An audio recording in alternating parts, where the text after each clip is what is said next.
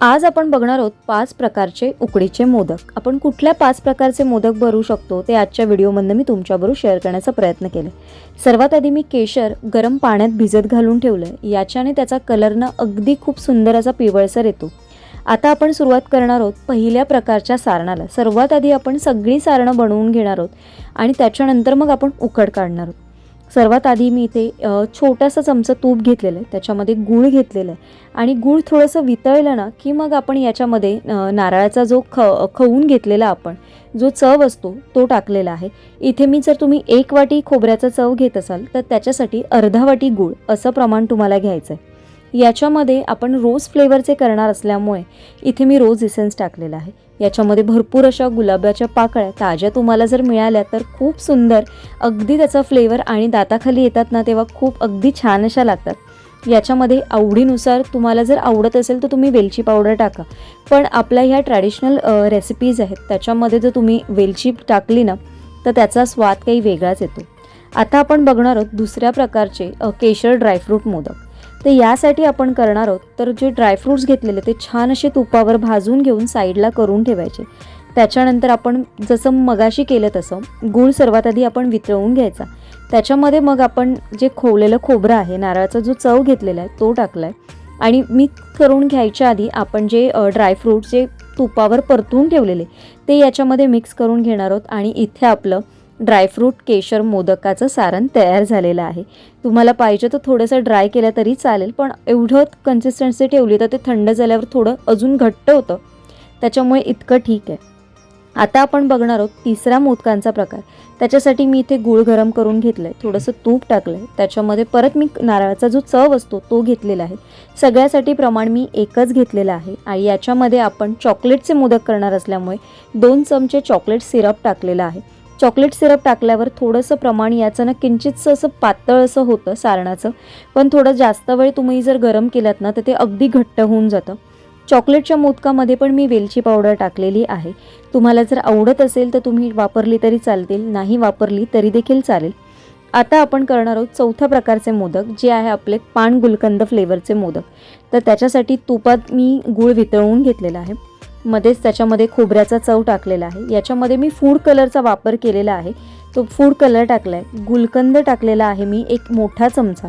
त्याचबरोबर याच्यामध्ये थोड्याशा गुलाबाच्या पाकळ्या टाकल्यात की त्याच्यामुळे गुलकंदाची चव अगदी उभरून येते आणि छान असा बघा त्याच कलरचा म्हणजे हिरव्या हिरव्या कलरचा आपला गुलकंद फ्लेवर तयार झालेला आहे. हे सारण, हे जे सगळे सारण आहेत थोडेसे जर तुम्ही जास्त वेळ परतले ना तर त्याच्यातला जो पातळपणा असतो ना तो निघून जातो आणि थंड झाल्यावर हे थोडेसे घट्टसरच होतात, त्याच्यामुळे एवढ्याच याच्यात तुम्ही ठेवा. आता आपण बघणार आहोत 5वा प्रकार, म्हणजे जो आपल्याकडे सगळ्यांच्या घरी केला जातो, जे नॉर्मल आपण सफेद मोदक करतो त्याच्यासाठी. इथे मी तुपावर थोडासा खसखस भाजून घेतला आहे. त्याच्यामध्ये आपल्याला जो गूळ घालून घ्यायचा तो वितळवून घ्यायचा. गूळ वितळला की त्याच्यामध्ये आपल्याला नारळाचा चव टाकायचा आहे. नारळाचा चव टाकलात की मिक्स करून घ्यायचं आणि हे झालं आपलं नॉर्मल सफेद मोदकांसाठी जे आपण सारण घरच्या घरी करतो ते. याच्यामध्ये आता आपण वेलची पावडर टाकली की आपलं सारण तयार झालेलं आहे. इथे आता ही आपली 5ही सारण तयार झालेले आहेत आणि हे 5 जे सारण आहे ते मी थंड करण्यासाठी ठेवून दिलेले आहेत. आता मी तुम्हाला परत एकदा दाखवते की कुठले कुठले सारण आहेत. हे आहे आपले नॉर्मल उकडीचं जे मोदक करतो आपलं नेहमीचं सारण ते आहे. हे आहे आपलं चॉकलेट मोदकांसाठीचं सारण. हे आहे आपलं केशर ड्रायफ्रूट मोदकांसाठीचं सारण. हे आहे आपलं रोज मोदकांच्या सारणासाठी आणि हे आहे आपलं गुलकंद मोदकांच्या सारणासाठी. असे 5ही प्रकारचे बघू शकता. अगदी सगळ्यांचा कलर देखील वेगवेगळा आहे आणि खाताना ओळखता देखील येतात. तसं आपण जेव्हा बनवू तेव्हा त्याचे कलर देखील वेगवेगळे असतात, त्याच्यामधनं ते ओळखता येतात. पण अशा पद्धतीचं सारण पण आतमध्ये त्या कलरचं असलं ना की खायला अजून थोडीशी मजा येते आणि थोडासा आनंद पण वाटतो. इथे सारण थंड होतंय तर इथे आपल्याला उकडची तयारी करायची आहे. इथे मी या वाटीच्या मापाने म्हणजे जेवढं हे पीठ मी घेतलेलं आहे तेवढ्याच पीठ मी इथे 4 प्लेटमध्ये मी काढून ठेवले. म्हणजे एका वाटीला 1 पेला पाणी, म्हणजे जेवढं वाटी आपण पीठ घेतलेलं आहे तेवढंच वाटी आपल्याला पाणी घ्यायचं. म्हणून हे ना मी एकत्र असं तुम्ही काढून ठेवलात मापाने, म्हणजे मोदकांची उकड कुठे फसणार नाही. तर अशा पद्धतीने तुम्ही एकाच वेळेस सगळं मोजून व्यवस्थित काढून घ्या, म्हणजे तुम्हाला पण इझी पडतील मोदक करायला. तर आपण जे काढून घेतलेलं पीठ त्याच्यामधलं 1 वाटीचं जे पीठ आहे ते मी साईडला घेतलंय आणि त्याच्यामधलं ना बरोबर 1 चमचा मी पीठ इथे काढून घेतलेलं आहे आणि त्याच्याच बरोबर मापाने 1 चमचा मी याच्यामध्ये कोको पावडर टाकणार आहे. आणि ही कोको पावडर आपल्याला याच्यामध्ये खूप व्यवस्थित अशी मिक्स करून घ्यायची.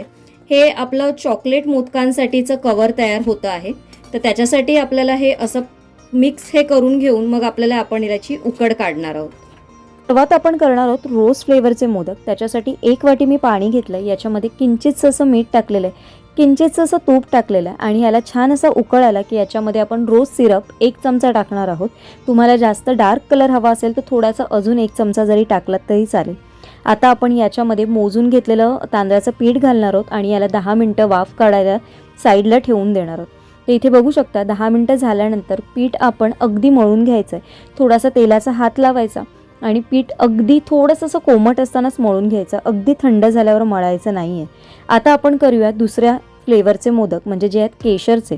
तर इथे जे आपण पाणी गरम करत म्हणजे याच्यामध्ये केशर भिजत घातलेलं ते पाणी घेतलं आहे, त्याच्यामध्ये मीठ टाकायचं, आपल्याला थोडंसं किंचितचं असं तूप टाकायचं आहे आणि जे मोजून घेतलेलं पीठ आहे बरोबर 1 वाटी, एका वाटीला 1 वाटी असं प्रमाण घेऊन ते देखील मिक्स करून घ्यायचं आणि ते देखील 10 मिनटासाठी आपण थंड करायला ठेवून द्यायचं.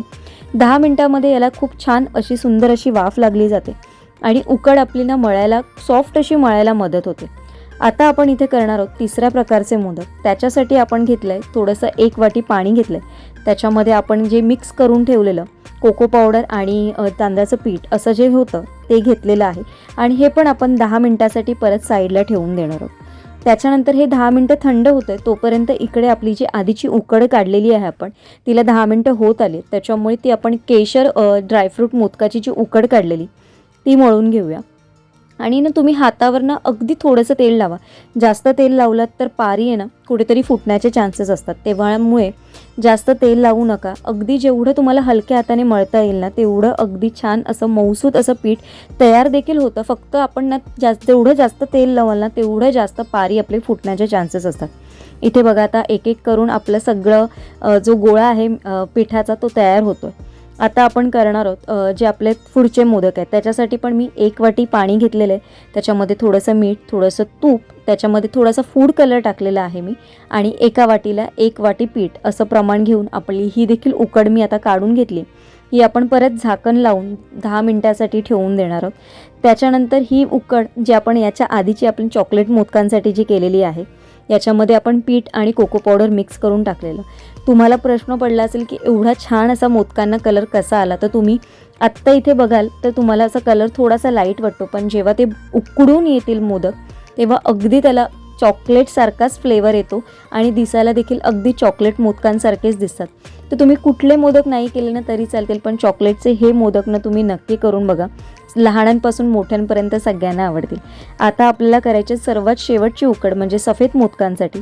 त्याच्यामध्ये पण सेम आपण घेतलं आहे, एका वाटीला 1 कप पाणी घेतलेलं आहे, त्याचबरोबर थोडंसं तूप आणि थोडंसं मीठ असं टाकून छानपैकी परत ते 10 मिनटं ठेवू.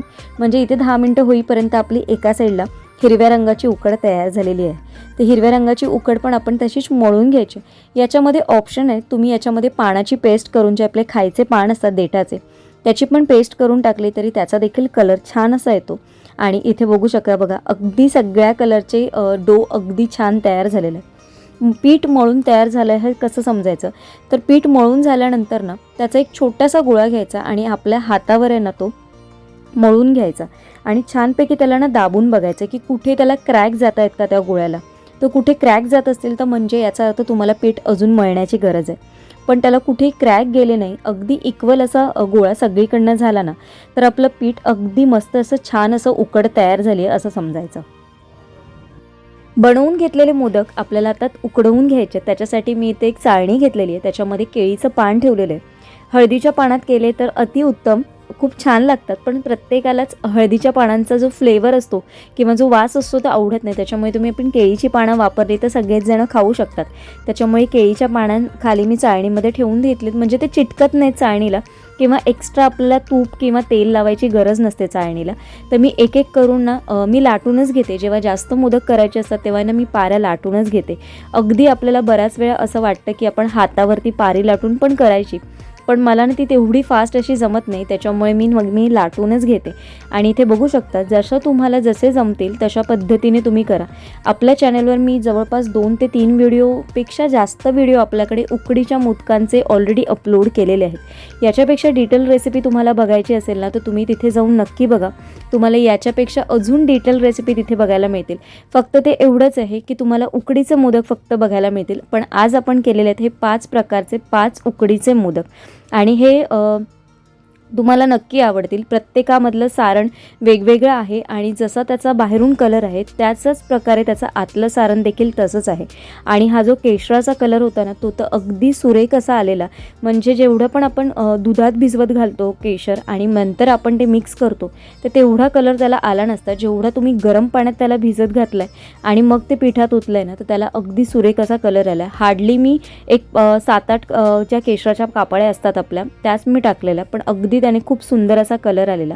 आणि मला सवय झाली आहे आता, त्याच्यामुळे मी लाटते आणि मगच असे पटापट करते.